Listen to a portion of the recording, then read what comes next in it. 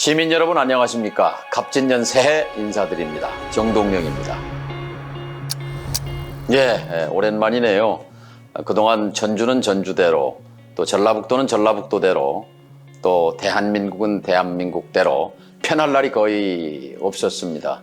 하지만 새로운 봄날은 준비되고 있습니다. 이제 겨울 지나고 봄이 문턱에 왔습니다. 봄과 함께 새로운 희망이 각 가정에 모두 가득하시기를 빕니다. 그동안은 산골 고향에 돌아가서 강물을 벗삼고 구름과 바람과 나무와 숲과 친하게 지냈습니다. 그런데 전라북도가 동래북이 됐다는 이 현실 앞에서 그냥 앉아있을 수만은 없어서 걸어서 나왔습니다. 또 대한민국이 우리 국민들이 모두 걱정하는 지경에 이르렀습니다. 그래서 대한민국의 새로운 변화의 바람, 그리고 전주의 새로운 희망의 바람이 필요하다는 생각에서 이렇게 나와 있습니다.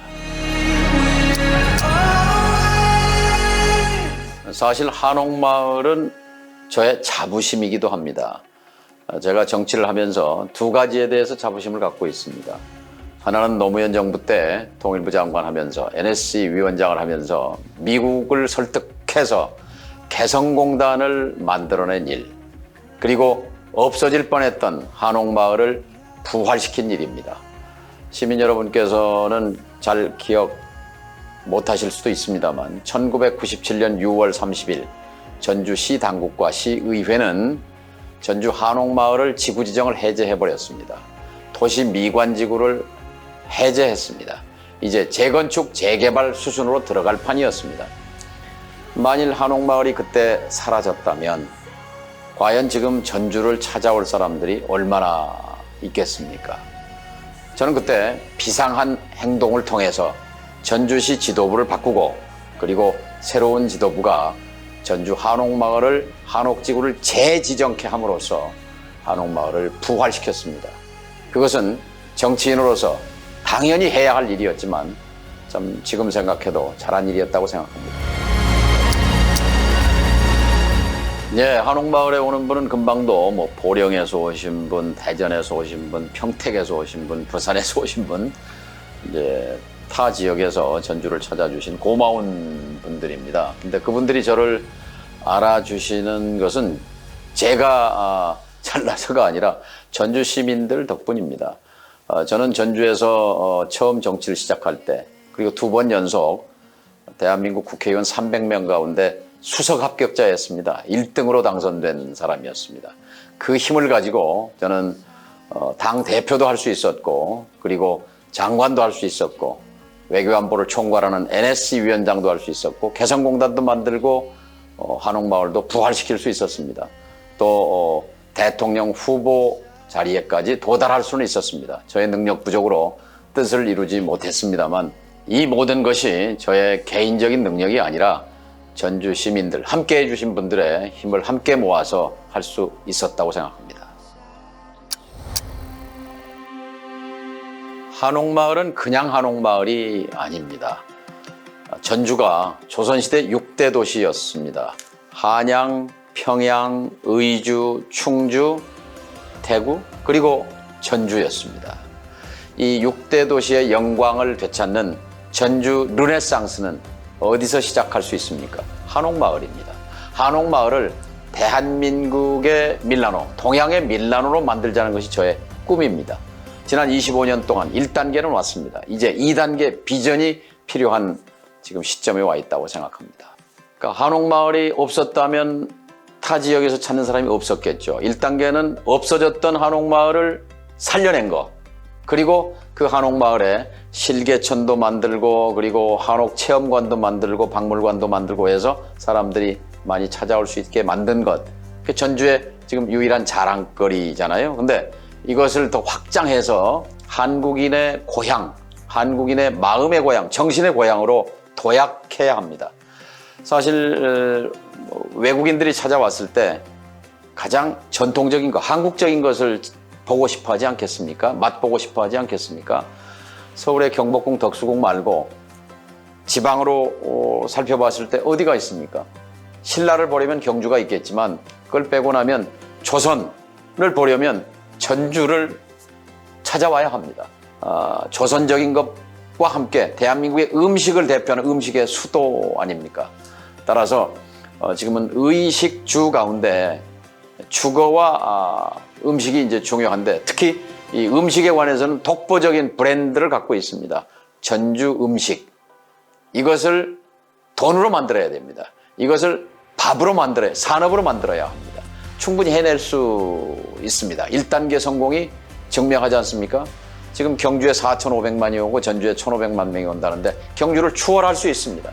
그것이 지금 새로 4월 달에 등장하는 22대 국회의원들이 해야 할 몫이고 그리고 전주시장, 도지사와 함께 협력해서 이뤄내야 할 목표라고 생각합니다. 충분히 가능합니다. 그 중에 하나가 우선 찾아오는 분들 차 댈 데가 없어요. 주차장부터 해결해야 합니다. 지금의 공영주차장 3,400대 갖고는 턱없이 부족합니다. 지하 5층, 6층 이렇게 파서 한 번에 1,000대, 1,500대 이렇게 될 수 있는 그런 대형 주차장부터 확보하는 것이 한옥마을 르네상스를 시작하는 첫걸음이라고 생각합니다. 지금 청년들이 전주를 떠납니다. 청년들이 전주를 떠나지 않게 하기 위해서는 두 가지 필요합니다. 기업 유치와 일자리 창출 그리고 청년 창업 지원에 대한 시스템을 정비해야 합니다. 지금 중소기업 창업에는 3억 원까지 그 장기 저리 대출이 가능하거든요. 이것을 청년 창업 지원에도 확대 적용해야 합니다. 저는 이것을 공약으로 발표했고요. 동시에 이것만 가지고는 시간이 많이 걸립니다. 당장 가능한 것은 한옥마을을 대한민국의 음식 메카로 만드는 겁니다. 좀 더 범위를 확장해서 동문시장에 있는 있었던 지금 오거리에 있었던 북문 그리고 서문교회 자리에 있었던 서문 그리고 지금 풍남문, 남문은 있잖아요. 이 사대문 안을 전통문화 특구, 한국 음식문화의 특구로 지정해서 대한민국 국민 누구나가 전주에 가서 한국의 음식을 맛보고자 하는 그런 음식의 수도로 만들면 여기에서 엄청나게 많은 일자리가 생겨납니다. 찾아오는 사람들을 대상으로 해서 액세서리와 패션 용품과 이 각종 전통 상품을 개발할 수 있고 그리고 그 많이 찾아오는 사람들을 상대로 해서 다양한 그런 일자리와 자영업이 가능하다고 생각합니다. 음악 하나 들려드릴게요. 예. 한번 껴주시겠어요? 예. 무슨 음악인가요?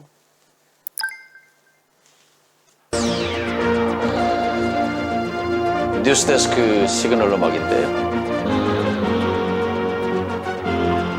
예. 이 시그널 음악을 들으면 가슴이 두근두근해요.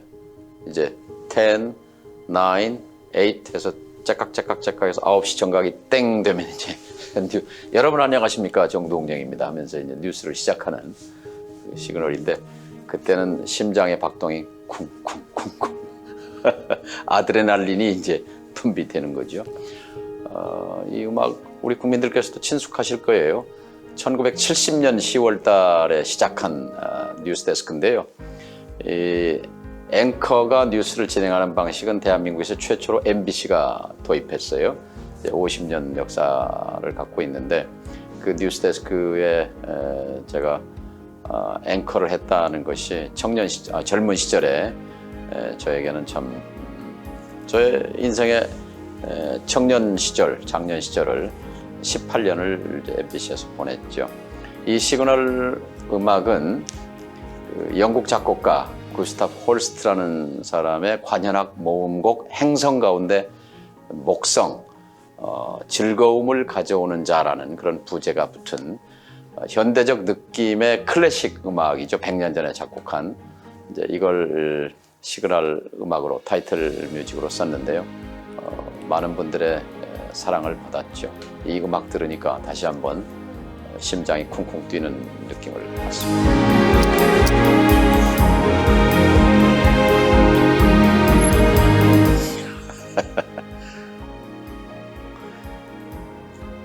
아이고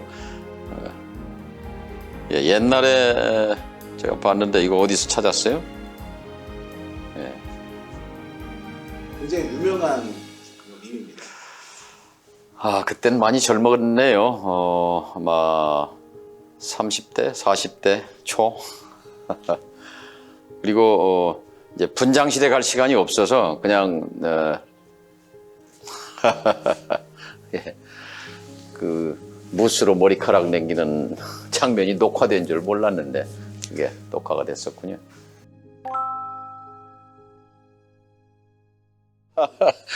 이 머리카락이 잘 안 붙어 있으니까 가끔 이렇게 내려오면 젤 같은 걸 이렇게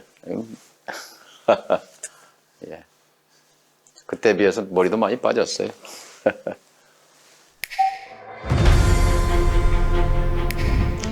여러분 안녕하십니까, 정동영입니다. 대한민국의 우주시대를 개막하는 무궁화 위성이 성공적으로 발사되었습니다.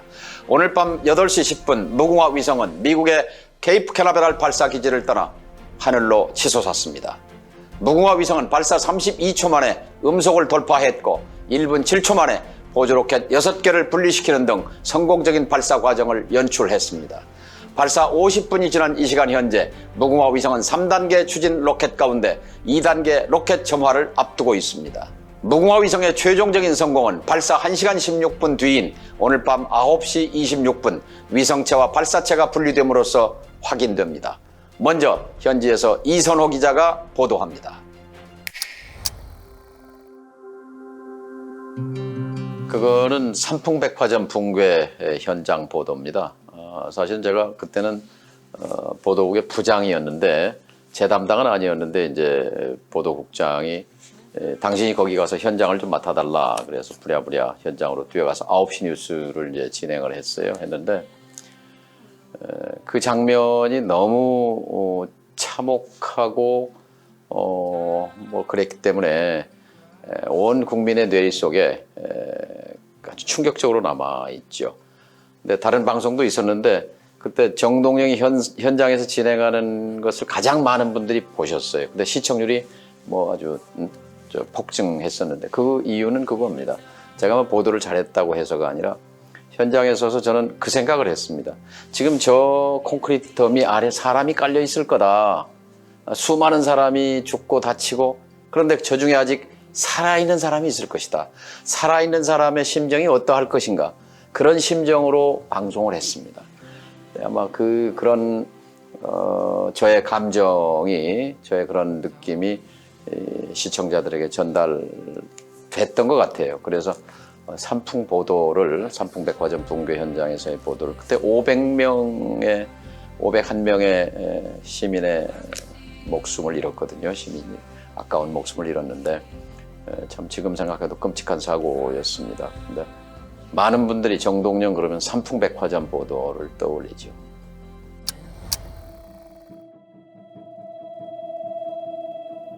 기자 시절에 되게 저를 보고 이제 아나운서라고 합니다. 근데 저는 비교적 이제 기자 중에서는 이제 발음이 좀 명료하기 때문에 아나운서 톤과 이제 비슷하다 이렇게 느낌을 가지시는 것 같은데 저는 현장 취재 기자였어요. 사회부 기자, 정치부 기자, 또 특파원 현장 취재를 많이 했는데 제 별명이 특종 제조기였습니다. 기자로서는 굉장히 명예로운 건데요.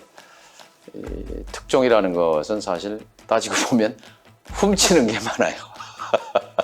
그러니까 정상적으로 물어서 이렇게 하는 것보다는 어떻게 보면 참 큰일 날 일인데 제가 지난 얘기입니다만 그 아웅산 폭발 사고로 그 장관과 그 청와대 수석 등 그때 아마 10몇 분이 돌아가시고 엄청난 사고죠. 그 전두환 씨를 이제 폭사시키려고 하던 그런 기도였는데 버마의 랑군에서 제가 그 특종 보도를 해요. 제가 외교부 담당 외교부 출입 기자로서 이제 새벽 3시에 일어났어요. 화장실에 가려고. 근데 보니까 상황실 문이 빼끔 열려 있는 거예요. 근데 사람이 안에 없어요. 근데 아마 잠깐 어디 화장실 가는지. 그래서 호기심에 들어갔습니다. 갔더니 버마 랑군 현지에서 서울에서 급파된 그때 안기부 그 조사단이 보낸 긴급 전문이에요. 그러니까 이제 현지에서 날라온 그것이 이제 외교부 상황실에 있는데 이 이 아웅산 사고가 어떻게 발생했는지를 시나리오가 잘 정리되어 있는 거예요. 그래서 그거를 절취할 수는 없으니까 제가 그 짧은 순간에 그걸 다 머릿속에 집어넣어야 되잖아요. 그래서 읽고 또 읽고 한 2페이지 되는데 그걸 2-3번 읽고는 빨리 빠져나와야 되잖아요. 뭐 나와서 이제 빨리 뛰어가면 잊어버릴 것 같아서 이 발꿈치를 들고 살금살금해서 얼른 화장실로 들어가서 메모지를 꺼내서 수첩에다가 금방 본 거를 이제 쭉 적은 거죠. 그때만 해도 젊어서 거의 제가 본 게 프린트 하듯이 다시 복사할 수 있었어요. 그래서 그 다음 날, 그러니까 아웅산 사고 나고 48시간이 채 안 됐는데 그 전모가 MBC 9시 뉴스를 10분, 15분 이렇게 대대적으로 보도가 됐어요. 이제 정보가 발칵 뒤집혀요. 이 특급 정보가 어떻게 해서 MBC 뉴스에 나갔는가. 그래서 이제 조사가 시작되고 그랬는데 저는 그래서 그때 보도할 때 저는 빠지고 휴가 가버렸어요. 도망갔는데 다른 기자들이 이제 보도를 하고 그런 기억이 납니다. 그래서 뭐 특정 제조기가 명예로운 거 같긴 하지만 가끔은 그런 어떻게 보면 좀 편법 뭐 일탈한 속에서 정보가 얻어지기도 하죠. 언론은 핏줄이죠. 사람 몸의 피돌기인데요. 이게 혼탁하게 되면 이게 제대로 돌지 않으면 건강할 수가 없습니다. 우리 사회가 문제가 있는 것은 사실 언론도 책임이 상당히 있습니다. 제1번은 정치가 책임이 있고요. 그 다음은 언론도 책임을 피할 수 없는데요. 저는 제가 기자를 하면서 가장 기뻤던 순간은 MBC 노조를 만들었을 때 가장 환호했습니다. 가장 선배 기자의 한 사람으로서 제가 10년 차였는데요.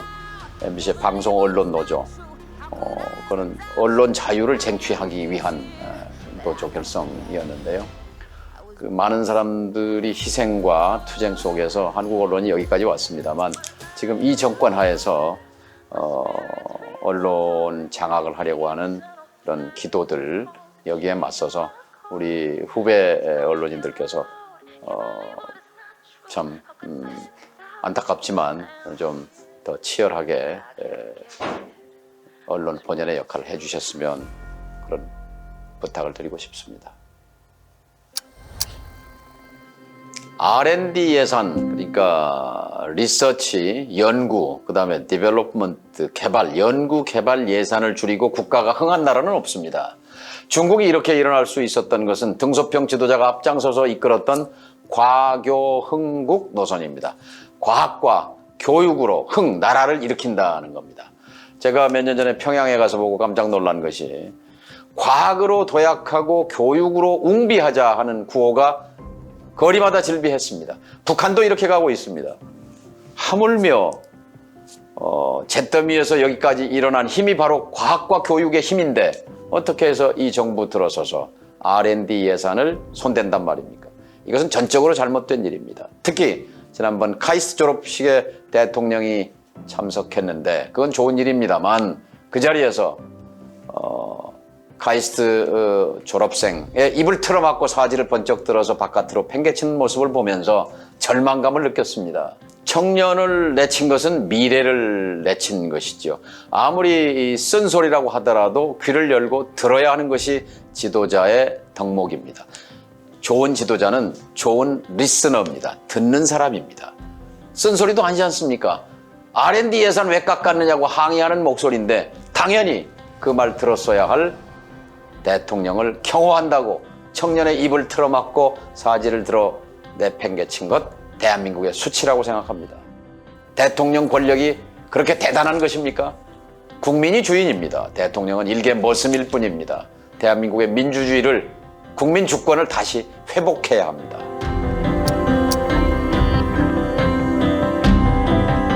캥거루족, 리터루족, 우리 한국 사회의 슬픈 자화상입니다. 그런데 청년의 책임이 아니라 이것은 사회의 책임이고 국가의 책임입니다. 어떤 청년이 독립적으로 자립하고 싶지 않은 청년이 어디 있겠습니까? 그렇지만 한국 사회는 지금 사다리가 치워졌습니다. 사회적 유동성, 사회적 이동성이 현저하게 줄어든 콘크리트 삼각형 피라미드 사회가 되고 있습니다. 한번 상층은 영원히 상층, 한 번 하층은 영원히 하층, 불건강한 사회입니다. 한국이 이렇게 짧은 시간에 압축 성장을 통해서 세계 강국의 반열에 도약할 수 있었는 힘은 사회적 유동성, 사회적 이동성이 가장 활발했던 나라였기 때문에 그렇습니다. 6.25 끝난 뒤에 양반, 상놈이건 있는 사람이건 없는 사람이건 부자건 가난한 사람이건 모두 평평해졌습니다. 그것이 모두에게 의욕을 불러일으켜서 그 짧은 시간 안에 한국의 산업화, 근대화, 그리고 민주화까지 달성할 수 있었습니다. 이제 다시 되돌아봐야 합니다. 콘크리트처럼 굳어져 있는 이 피라미드 사회에 어떻게 하면 다시 말랑말랑한 유연성을 회복할 수 있을 것인가 깊이 고민해야 합니다. 저는 그 중에 한 분야, 한국 사회의 학벌 사회를 타파하는 것, 대학의 서열화를 타파하는 것, 그리고 누구나 다 대학에 갈 수 있고, 그리고 대학 교육에 부모들이 과도하게 비용을 지출하지 않는 대학의 무상교육을 포함해서 이런 근본적인 교육 개혁이 그 사회구조개혁의 핵심이라고 저는 생각합니다. 당연히 이 기업은 좋은 인력이 있는, 인재가 있는 수도권에 머무르기를 희망합니다. 또 인프라가 잘 갖춰져 있는 수도권에 머무르기를 희망합니다. 그러면 국가가 정책적으로, 정부가 적극적으로 국토를 넓게 써야 하는 거죠. 지금 대한민국은 서울, 경기, 인천에 돈과 권력과 사람과 대학과 70% 이상이 몰려 있습니다. 지방에 사는 사람들의 그 패배감이 심각하지 않습니까? 이것을 해소하지 않고는 대한민국의 행복도가 올라갈 수가 없습니다. 노무현 대통령이 이 공공기관의 지방 이전, 혁신 도시를 통해서 노력을 했습니다만 그 이후에 다른 그런 또 세종 행정도시도 만들었고요. 근데 그런 그 노력이 그 이후에 좀 끊어진 것이 아쉽고요. 사실 대한민국은 지금 10만 평방킬로미터에 불과한데요. 대한민국 10만 평방킬로미터를 전 도시국가처럼 넓게 써야 합니다. 특히 전주, 익산, 군산은 서울에서 불과 200km 거리에 있습니다. 북경에 동쪽에서 서쪽 끝까지가 200km입니다. 북경 도시 하나가. 그러면 얼마든지 이 전주와 전라북도는 수도권에 집중되어 있는 그런 기업과 일자리와 인력이 충분히 확장될 수 있는, 유입될 수 있는 그런 물리적 거리 안에 있다고 생각합니다. 그러기 위해서 전라북도로서는 전주, 익산, 군산을 끊임없이 경제 통합의 방향으로 끌고 가는 것이 중요한 비전이라고 생각합니다.